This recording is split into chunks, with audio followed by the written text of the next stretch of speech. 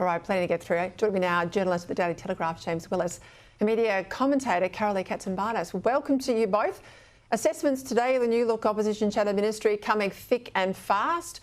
Much of it surrounds the fact that there are now fewer women on the opposition frontbench, certainly in shadow cabinet, with a particular emphasis on well-performing Conservative women being demoted or dumped altogether.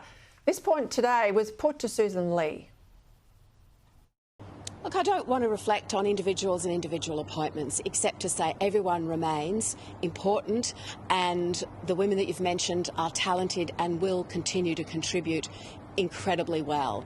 40% of the new shadow ministry that I announced is women. Of course, Pete, I want to see more women come into our party, and I was able to announce women who are younger in terms of their political career, and I know that they're going to do very well too.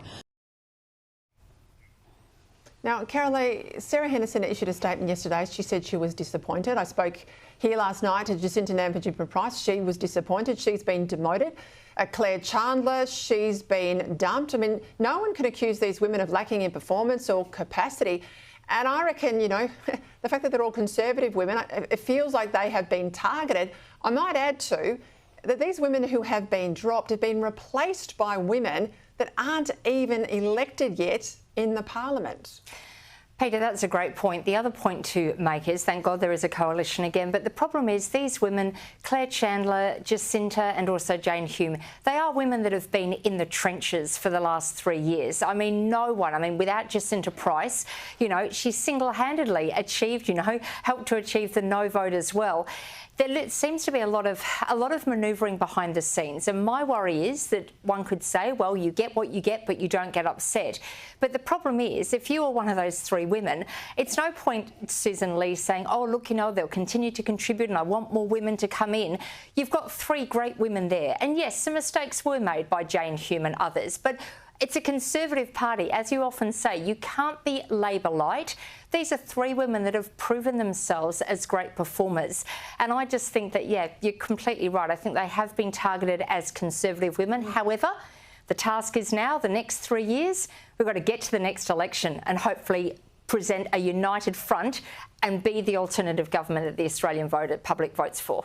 Yeah, look, and I'll make a point about Jane Hume too. She wasn't the only one who supported the work-from-home policy. I mean, Sussan Ley was the deputy leader. It would have crossed her desk. Angus Taylor, who stays in the shadow cabinet, it would have crossed his desk. I think there's a bit of cherry-picking of blame there going on. Now, she's not a Conservative. She's a moderate, but I don't think she should be on the back bench.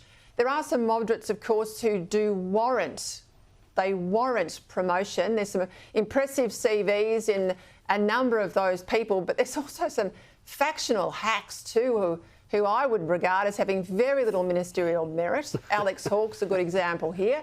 I mean, he's been parachuted right into cabinet. The place is going to leak like a sieve. I tell you what, I don't know that I'd be happy about that. There are some other good ones, though. I do concede that. I just think this has been, James Willis, the cabinet you have or the cabinet you create where you're basically making more enemies than friends. And that was a hallmark of sort of the Turnbull era. We don't want to go back to that. And we know Peter Dutton was able to put moderates and Conservatives there and hold the show together. I think more than ever that's the job of Sussan Ley, and to rebuild, listen and rebuild. Well, good evening to you, Peter. And I think in the lead up to the leadership contest between Angus Taylor and Sussan Ley, we were assured by some of the people that you had shown on the screen that there were no deals, no promises, and there were no rewards for getting behind Sussan Ley. I think you're right. I think there are some people that have been rewarded based on which faction they are in the Liberal Party and indeed who they supported to get Sussan Ley over the line by a handful of votes. On the women that you've just identified, Sarah Henderson, Jane Hume and also Claire Chandler, I think they were three of the great performers in terms of cut through with the media. They did a lot of media in that first term of the Albanese government. They've got a very good public profile, and I think they've got good relationships with a lot of media outlets, and I think that does count for something. So to not reward that and identify that is a mistake in my view. The other issue we've got in New South Wales is, of course, the Liberal Party is such a rabble here. We've got administrators, three very respected senior Liberals that are effectively running the party. But as the days go gone.